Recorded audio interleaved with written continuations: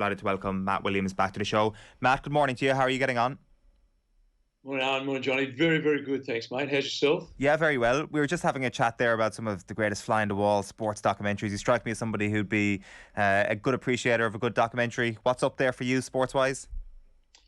Oh, gee, look, there's so many, isn't it? I love the 30 from 30s and you know, the one on Jack Charlton last year was quite magnificent. There's so many great ones out there. The All or Nothing series too is brilliant. I think that's the closest one to reality that I've seen. Yeah. The one on the Dallas Cowboys is that series on the Dallas Cowboys is very, very close to taking people into what it's like in a day-to-day professional team. We will get to Champions Cup in just a sec, but just on that point, like that access and the relationship that rugby has with that access at the moment is in a really interesting place. Like if you watch the Champions Cup on BT, for example, you're getting in-game interviews from the likes of Stephen Larkham, for example. You're getting that footage of Graham Rowntree, telling a few home truths to that Munster scrum, I think, at half-time in that first leg against Exeter a few weeks ago. As a sport, it does pretty well in terms of giving those insights. Yeah, it's not something I particularly liked. I was always asked that all the time, and I just said, no way. I used to actually walk into the change room and they'd put a camera up in the change room, which I think is really wrong. I get a piece of paper and just blue tack it straight over the top of the camera. They'd always want to have a camera on you all the time. They're just waiting for that gotcha moment too. So, look, I think the game's changed and people want that part of it more and more. There's difficulties with it because you're saying things that are private that all of a sudden become public. Like when you talk to your players at halftime, where you have to say something quite strong to them, you're saying that personally, and for that to get out into the public, it does cause problems within a group. So I think there's a balance of what people want to see and how you keep your relationships within the group and what has to be said. Because with it, I think it's the thing that perhaps Michael Jordan, in that wonderful documentary series that I've watched 3 times, brings across more than anyone else, is that winners are brutally honest. And when you're part of a really successful team, I've been fortunate to be in a couple of really successful teams, the honesty is just so brutal. It forges really strong relationships that last your lifetime. But most people would think that that's being disrespectful to people. It's not. Sorry, Matt. Did you watch the Where's Your Pride documentary last year? No, I didn't. Yeah, because you got to watch that. Like, I'm not even into rugby, but like what Ireland winning those 2 triple crowns in the early 80s when the country was in a really bad way in terms of people emigrating and that. And I guess, Matt, it's just from a different era, but like the rugby that Ireland played, innovative rugby at that time, and also just what it did for the nation in a decrepit Lansdowne Road with like the place going absolutely nuts, definitely should be on your bucket list. Yeah, look, and I'm friends with a number of guys from that era and that team. Willie Anderson's a great mate of mine. I was very blessed to work with Kieran Fitzgerald for many years. He's just one of the most wonderful men you'd ever like to meet, in encyclopedic rugby mind, and Hugo McNeil and so many of those guys I've met and got to know over the years. And the bond and the forge between those men is quite extraordinary, and what they've done in the rest of their lives with rugby also tells you so much about them. But I think they're very aware of what they were involved in at the time. It was a tragedy. We don't have tragedies in sport. It was a great disappointment they didn't win a Grand Slam, because that team certainly deserved it. For sure. We haven't had you on since the Champions Cup round of 16, Matt, and I think it's fair to say maybe you were a bit sceptical about how the 2-legged affairs would actually go. Did your mind change at all after some of the drama you saw in the second legs of those last 16 matches? No, not at all. I'm more convinced than ever. Right. I think if I can put it to your listeners in this, imagine we're talking about the Masters that's just been on, and we were all up watching at night. That was wonderful. Imagine on Saturday night, the Masters committee says, listen, by the way, we're going to make a very small cut, maybe 15% of the players, you're not going to play on Sunday, but now everyone's off scratch. So what's gone on Thursday, Friday and Saturday doesn't count. It's whoever wins on Sunday. And some bloke who's been 10 over has the round of his life, and another guy who's been 9 under all all week, all the 3 days, he's back to zero and he loses by a stroke. That's what we had. Like Ulster won 5 games and lost 1, and knocked out by Toulouse, who had won 2 games. You come down to on the other side of that, you had Harlequins, the same thing, 5-1. They won 5 games, lost 1 in Montpellier. Montpellier had won 2. They go through. That's not a fair, anything near an even playing field. Now we're in a COVID year, and there's a reasons for this. Okay, I get it, but that cannot stand. That cannot go on, where you can have teams that can win 1 or 2 games all season, that come to the round of 16, and they knock out a team that loses 1 game all year. So it just doesn't hold up on any scale of a meritocracy that all sporting competitions, in whatever laws they have and whatever scores they have, it sustains them, it gives them value. There's a couple of teams there, Montpellier shouldn't be in that final 16, and Toulouse, and I'm great fans of how they play. Don't get me wrong, I love watching Toulouse play. I'm been a great supporter of that club and an admirer of that club. But they did not perform in this competition for a whole lot of reasons. And they've been given a free pass because of COVID. Okay, we can accept it this year. I think whoever wins this year, unless it's one of the teams that has won a lot of games like Leinster, there'll be a question mark on it. But next year, that can't stand. You can't have that type of format that undermines the credibility of the competition. I think, from a football perspective, Matt, on this, just very briefly, you've had in the League of Ireland, you've had 2 teams go up from the First Division into the Premier Division who were totally ill-equipped for the job in the playoffs by complete fluke over the last 2 years. And in English football, how they think it's an acceptable system that it's a 2-legged playoff between 3rd and 6th. You finish 3rd, you finish way ahead of 6th, and you have a 2-legged playoff, which is not meritocracy at all. How is it not like a one-off game played at the home of the team that finished 3rd? Give them the advantage. So as much as you want to make it exciting, as Matt says, you're just throwing away everything that happened throughout the year to make it into this situation.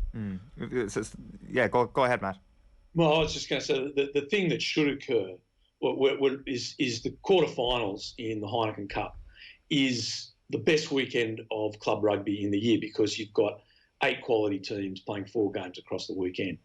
Now, if they made the quarterfinals home and away, that would be wonderful, because there's 2 great legs of teams that have made the quarterfinals, as long as it's a meritocracy that gets you to the quarterfinals.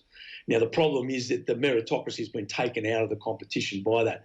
So what is the advantage? And if we spin this back, let's put our cynical caps on. I know you can't believe you can be cynical in rugby or sport. The French and English clubs, if you put this system to them, they're not going to care about the pool stages. They're just going to play seconds teams. So we just got to make sure we can make the cut. And the cut from the pool stages to the round of 16 was so minimal that they could win literally 1 game, as happened to Stade Francais. 1 game got them into the round of 16. Now, Stade Francais at one stage against Racing 92 were leading that game and were in front. Now, Justice came through and Racing won.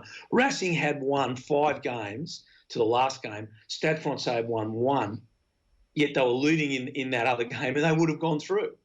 So the French and English clubs don't like the European Cup as a whole, because that it takes away from the focus on the top 14 in their premiership in England.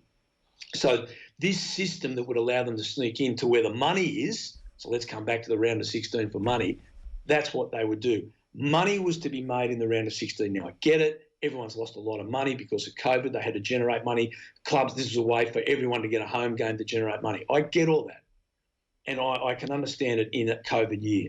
But for the integrity of the competition to go forward, you can't do this. I came out of Super Rugby. When Super Rugby was going, I was just watching the United Championship with the Irish teams playing in South Africa. When I was in South Africa, and Andy Friend was with me, the Connacht coach in South Africa 20 years ago, the stadiums we played at were packed. There were 30,000, 40,000 people, 50,000 at the old Ellis Park, the Emirates Stadium now in Johannesburg.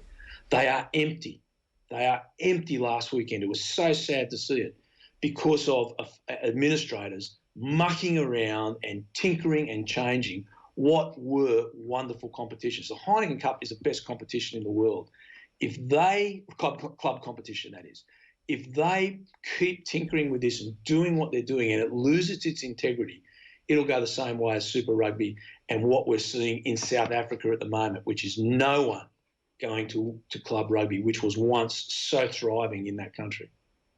Probably a good jumping off point then, just to talk a little bit about Connacht. There's really interesting thoughts though on the tournament format and what they actually do from here. But just on Connacht and I guess the win in South Africa last weekend, it's an interesting time for them, given I guess the mood music was quite down on Connacht after getting hammered by Leinster the week beforehand, and this idea of how do they get to the next level within the 4-tier Irish provinces almost. So what do you see as the immediate future for Connacht? Like, what sort of business can they do in the off season, and what can they be targeting over the next 1 or 2 seasons, do you think?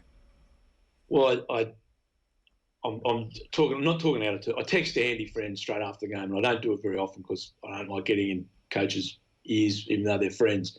I just said that was an historic win. That's something to win at Ellis Park at any time. Any team that wins at Ellis Park at that altitude where it is, the difficulties that throws up. And I know I've been there, I think I've been there 5 or 6 times with different teams, Emerging Wallabies, the Waratahs, and then through Super Rugby. It is such a difficult place to go and win. And for Connacht to go down there after getting their backsides handed to them by Leinster, in that game at the Aviva, for them to find a way to win at Ellis Park is one of the club's great wins. That really must be so infuriating for Andy and for Connacht supporters and the players is they're so up and down. They're just so inconsistent. But that is what a young team developing does. They are inconsistent. They'll have great wins, great performances, and a couple of weeks later they'll be absolutely terrible. And look at what Connacht did after their heroics playing against Munster. They then go over to Edinburgh and play absolutely shocking. They play brilliantly at the sports ground against Leinster, and they're appalling at the Aviva. Then they go to Ellis Park, one of the hardest places in the world. And just for your listeners, like, because of the altitude, the oxygen, you just don't get enough oxygen there. It takes your body a couple of weeks to get used to playing in that altitude. And, so much so that you can kick the ball maybe 15 metres further than you would at sea level. You can see Jack Carty was just his contacts with the ball were just absolutely magnificent. It was flying through the air. That's what happens at altitude. So that is a young team. To answer your question, it's easy. It's 101. It is their defence. Their defence is killing them. Even in that game at Ellis Park when the Lions took a quick tap, they're all still talking and looking at the referee, backs turned, and it was like something in the under-10s. The Lions took a quick tap and just ran over the try line. After all their heroic work, all the work they've done, they let in a try as ridiculously simple as that. Their defence against Leinster was really poor. Their systems are wrong, and the players' commitment at times is wrong. Now, where does that start with? Well, I think the defensive coaching has to really be looked at. The system they're using, they're very vulnerable to kicks coming through because in behind their back three system is really poor, I think. But if you look at them, they're scoring a lot of points, but they're just letting in far too much. And at this level, your defence is your foundation. If you haven't got your defence right, you're dead. And that's unfortunately what's happened to Connacht. They can match it. Andy came out and said that he didn't believe, Leinster were that far in front of them. And a lot of people said, oh, that's not true. Leinster have got a great setup and great teams, but they're not that far in front. But Connacht's defence is a long way behind and inconsistently behind.